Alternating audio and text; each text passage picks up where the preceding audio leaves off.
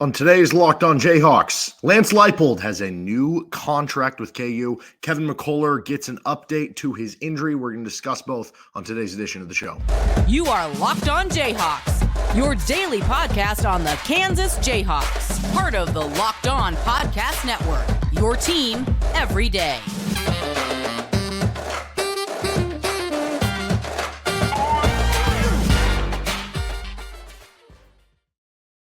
Welcome into Locked On Jayhawks. On today's edition of the show, we're going to be going over KU football, giving Lance Leipold a contract.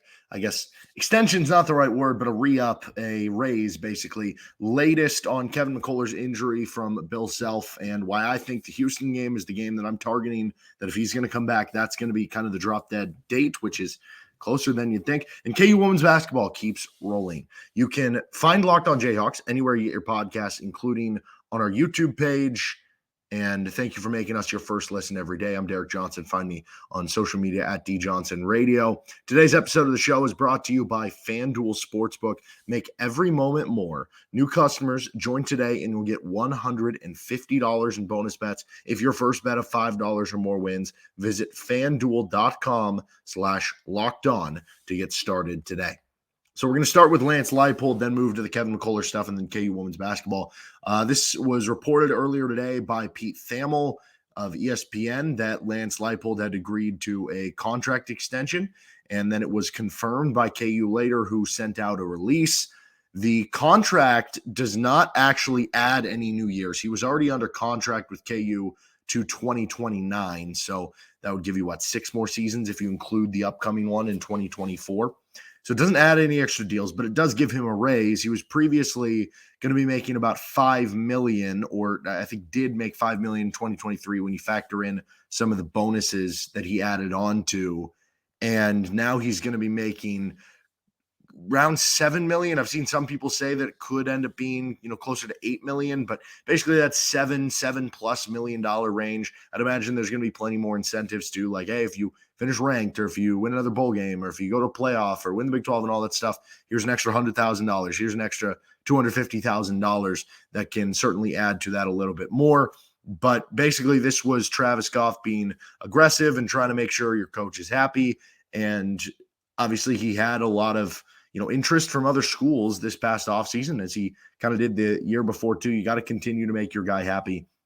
And that's just kind of how the college football and the coaching world works at this point. He now is top 3 in average salary in the Big 12, and I believe top 20 in the country in terms of that average salary now is Leipold. Here's what the KU release had to say from Travis Goff. Today's announcement is an indicator of 2 absolute truths surrounding Kansas football. Lance Leipold is among the very best coaches and leaders in the country, and the University of Kansas continues to be unwavering in its commitment to building a championship caliber football program for the long haul. Since Lance and his staff arrived in Lawrence, our program has seen exponential growth in every facet, both on and off the field. Winning 9 games and earning a bowl trophy is an incredible accomplishment, but we are equally proud of the team for earning the highest grade point average in program history. Every aspect of our program is on an unprecedented positive trajectory, and we're eager to continue this prodigious build with Lance. So a couple things that stick out among the contract stuff, because this is obviously great news for KU. Anytime that you can try to make yourself feel a little bit more secure in terms of retaining your head coach, that's a positive when it's been as good as it's been here with Lance Leipold over the last couple of years. I do find it very interesting that there's no added contract years. I find that very, very fascinating as maybe a possible breadcrumb. So Lance Leipold is 59 years old. And, some guys want to coach till, like, Bill Belichick was in Pete Carroll early 70s, right? Andy Reid's in his mid 60s, and he could keep going strong for a while. Some guys want to retire in their early 60s, right? They don't want this to be everything they do. And I don't know where Lance Leipold lies on that. And also it's one of those things where, like, Bill Self is a perfect example. For a while in Bill Self's career, he was like, I didn't see myself as being somebody who was going to coach into my 60s or 70s or whatever. But now that I'm here, now that I'm 58, 59, whatever years old, that you start to realize, okay, I am not to a point where it's different than I thought I was going to be. Like, I still feel young at heart. I could still go for a while, right? Health permitting and all that stuff. So it is possible the closer you get, the more you kind of push that off. And that this could not end up being the case, but maybe that is a bit of a breadcrumb from Lance Leipold to say, hey, you know what? I don't want to coach till I'm 70 years old. I don't want to coach till I'm 75. I'm going to do the best I can, try to win a bunch of games, try to win a Big 12 championship, all that stuff. And then I'm going to peace out into the sunset with all my money that I'm making. I'm going to live on a beach somewhere, whatever he ends up wanting to do, right? And I do think it's interesting that there weren't any of the extra years tagged on for that specific reason. Maybe it is a bit of a hint from him to say, yeah, that is kind of my target goal, my target destination. I'll coach the next 6 years. I'll be 65, then I'll retire. You know, maybe the time you get to 2027 or 2028, it's a different conversation. And he's going, man, I still feel young and fresh, and I'm loving the competitiveness that this is bringing. Sign me up for 3 more years. Sign me up for 4 more years. Maybe that happens, but I don't know. Maybe there is a bit of a hint in that. Maybe it means nothing, and this was just more about the money than the years. Anyway, one thing that's not great as part of this, the buyout is only $5 million, which means that and that would be this season, it would like go down, you know, year in and year out after that, which means that if another school poached Lance Leipold away, Kansas would only get $5 million out of it, which in today's day and age in college football is not very much. Like, that's not going to be able to pry you another coach from another school unless it is a lower level. So that's not great, but if the idea here is Lance Leipold is going to stick around and he's already fended off some of these other schools, whether they offered him and he said no, or whether he just wasn't interested from the get-go, or whether it just didn't line up and now he's going to stick around, whatever it is.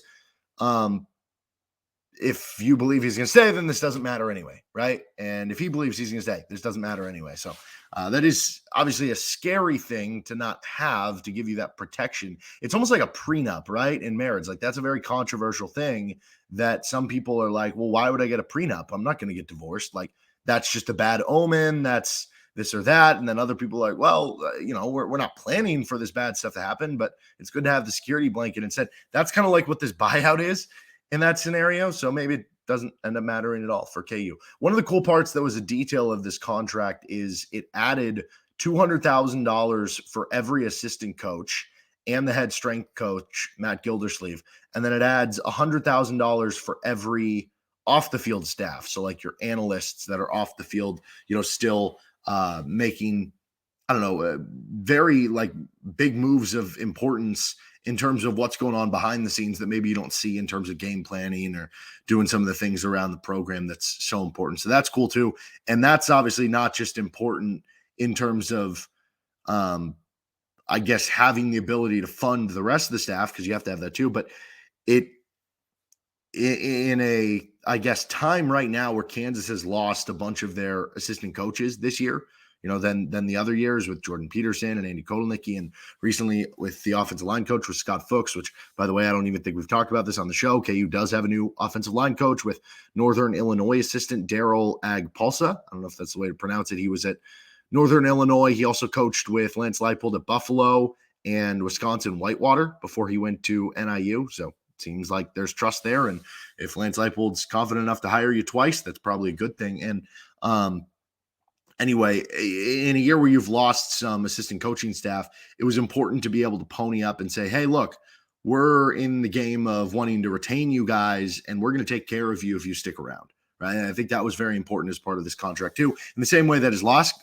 contract extension, I don't think it's something that you can actually write into the contract, but it was kind of a handshake agreement. Maybe it was written in the contract. I didn't think it could be, but about like NIL, that, you know, you can't specify, hey, we need this much NIL every year, but that there had to be a good faith from KU donors and everything each year in NIL, and that there would be enough direction from the athletic department and everything to get enough NIL to make the players happy and content and build a proper roster for KU. And I do think that's something really cool that Lance Leipold has done, that these contract extensions haven't just been about what can you pay me? It's, yeah, okay, great, pay me more, because, you know, not that there's going to be a huge difference in his life and Lawrence from $5 million to $7 million. Like, either way, he's going to be living, you know, at a pretty good way.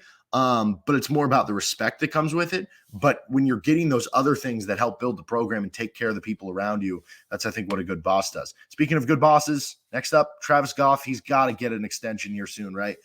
He deserves a raise as well for everything that he's done. So be on the lookout for that. All right, Kevin McCullar is injured. Bill Self talked about it a little bit after the BYU game, and I am circling the Houston game for if he's going to return this year. That would be the one to go to. Let's discuss next on Locked On Jayhawks.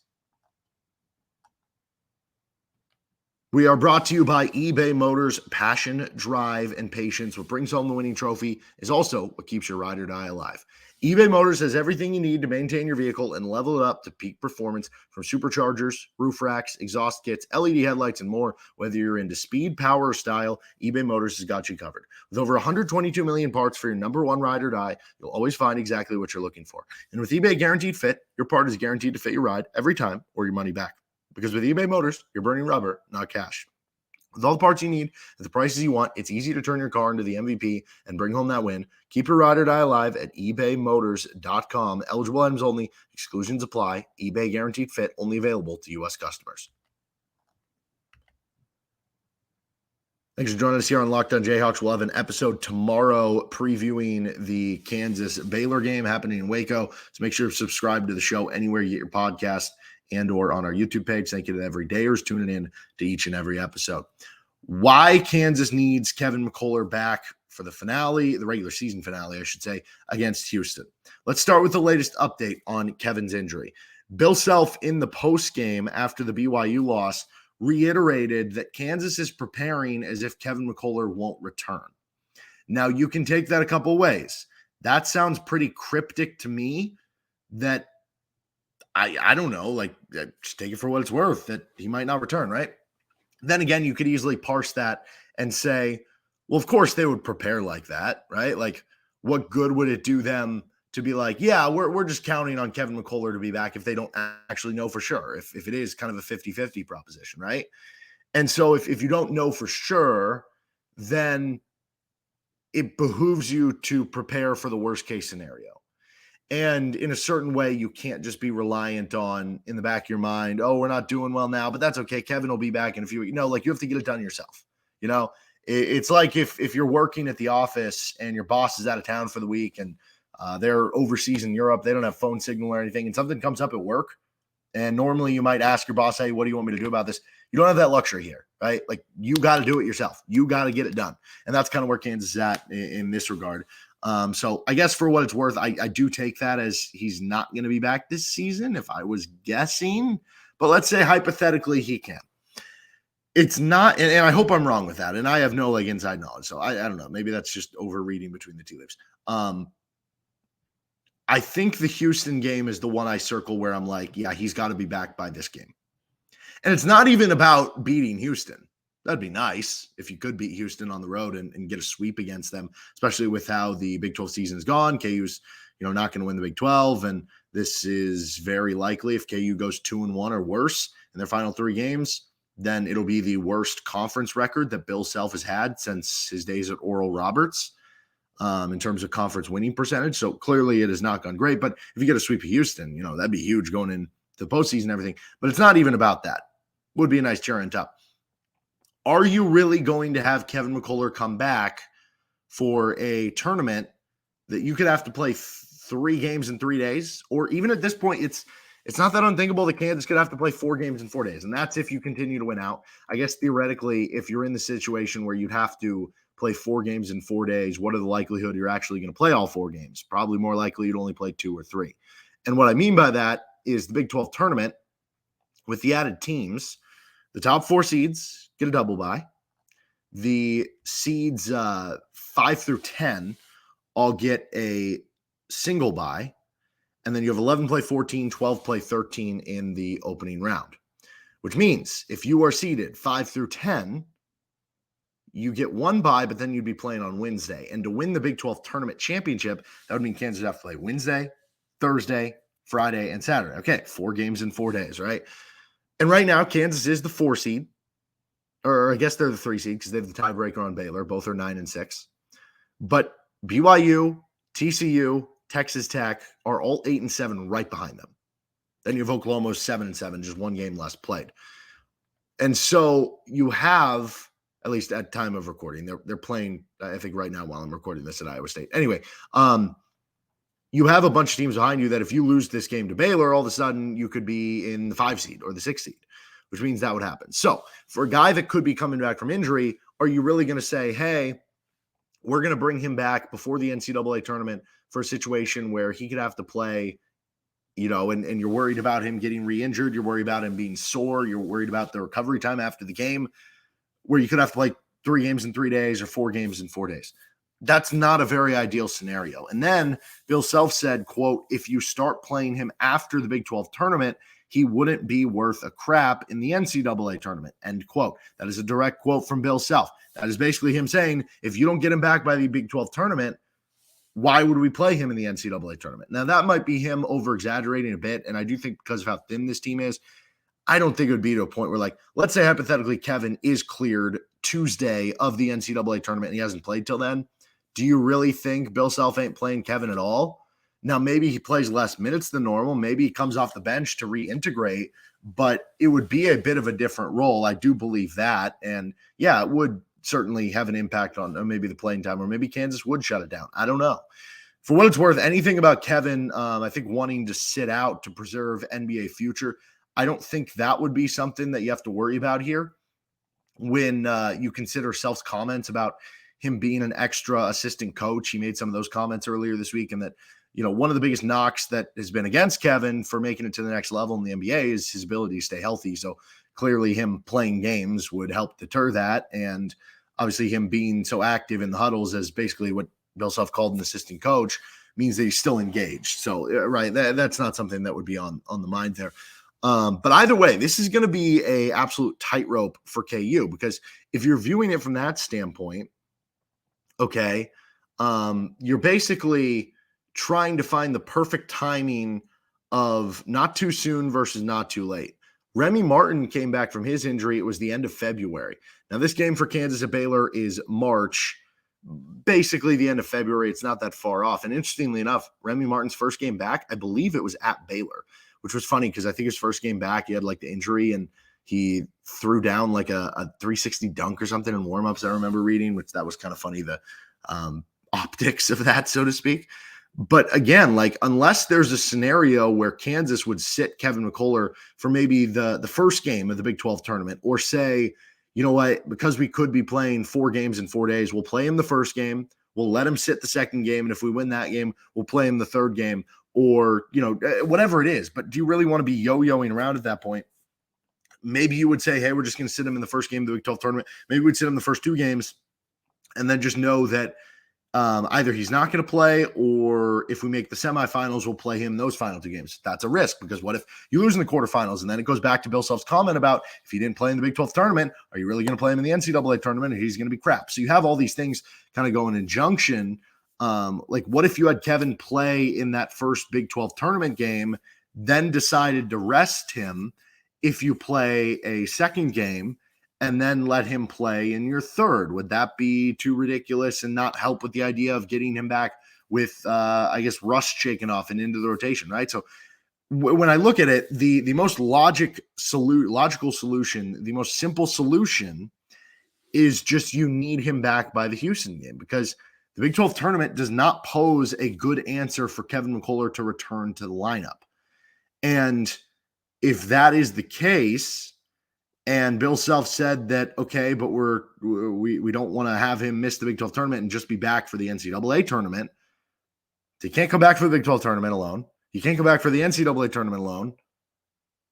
Houston's your last regular season game. And that's a little bit scary, because that's really not that far away. That's next Saturday. That doesn't give Kevin much more time. And I think Kevin's impact is so clear to me, in that this offense has just kind of fallen off since he's not been in the lineup. I mean, you look at Big 12 only games, he's got KU's second best on-off O rating from this season at plus 8.6. He's also got KU's best, or one of their best defensive ratings in terms of on-off ratings in Big 12 only games. It's a huge loss to not have him. He's a first-team All-American. If that happened to any other team, usually with the Blue Bloods, maybe you discuss it a little bit less because you're supposed to have a bunch of other players ready to go, but that's not the case with this Kansas team. So obviously they need him back, and the Houston game is kind of the one where I'm like, if he's not back by Houston, I don't know what to expect from there moving forward. All right, let's continue on. KU women's basketball got another big win, kept it rolling. We discuss on the other side. First, this episode of the show is brought to you by FanDuel Sportsbook. Get buckets with your first bet on FanDuel, America's #1 sportsbook. Because right now, new customers get $150 in bonus bets with any winning $5 bet. That's $150 if your bet wins. You can bet on all your favorite NBA players and teams, college basketball players and teams, MLB players and teams, with futures, with live same-game parlays, quick bets, exclusive props, and more. They have boosts. They have a bunch of ways for you to add to some of your winnings. Just visit FanDuel.com/lockedon and shoot your shot. FanDuel, official sportsbook partner of the NBA and the Locked On Podcast Network. Finishing things up, KU women's basketball got another victory. They have really gotten things rolling here at the end of the year. This time they defeated UCF. Kind of an ugly game, 65-53, but it goes further in line that when KU has been right, the defense has been right for KU, and that's been the case over this last, month of the season for the Jayhawks and when they've been playing better. And it was Tiana Jackson dominating, 29 points, 10 rebounds for Jackson, who's really having a nice finish to this season. You also got 31 combined points from Zakiya Franklin and Samaya Nichols for KU. And you won the game that you're supposed to win. UCF is ranked in like the 80s in the net rankings. So this was not like a big resume boosting win for KU, but it certainly would have been a pretty big resume cracking loss. KU came into this game in the last four in the ESPN bracketology. They were first four out. Then they beat top 10 K-State over the weekend, moved into the last four in on ESPN. And again, for all we know, the actual committee is different and they have KU better or worse than what the bracketology is. But this obviously doesn't, it just kind of sustains your spot, but it doesn't ruin it. And that was the importance of winning this game. Next up, you host number 20, Oklahoma. And I've kind of said this, that, okay, if you're at a point now because you won this UCF game, if you can win one more game the rest of the season between Oklahoma on Saturday and then the Big 12 tournament, it gives you a shot at making the tournament. But I think at that point, it'd be a coin flip. If you want to feel like you are basically ticket punched, I think you got to win two more games. So that could be winning Oklahoma, winning your first Big 12 tournament game. That could be winning your first two Big 12 tournament games.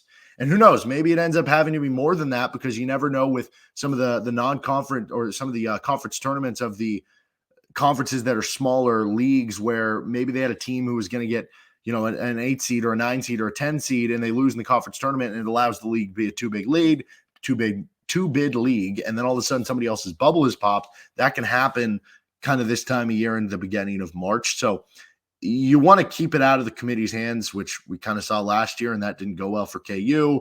Point being, you could still make it with just winning that one other game, but why even risk it?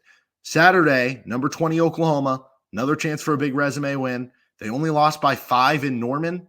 Now playing at home, they got a good shot to win this one. And if they do, they're going to feel really good about where they're sitting on Selection Sunday coming in a couple weeks. All right, that'll do it for this episode of Locked On Jayhawks. You can find our show anywhere you get your podcasts, including on our YouTube page. We'll be back with a Kansas Baylor preview on next episode of the show. Make sure you're subscribed.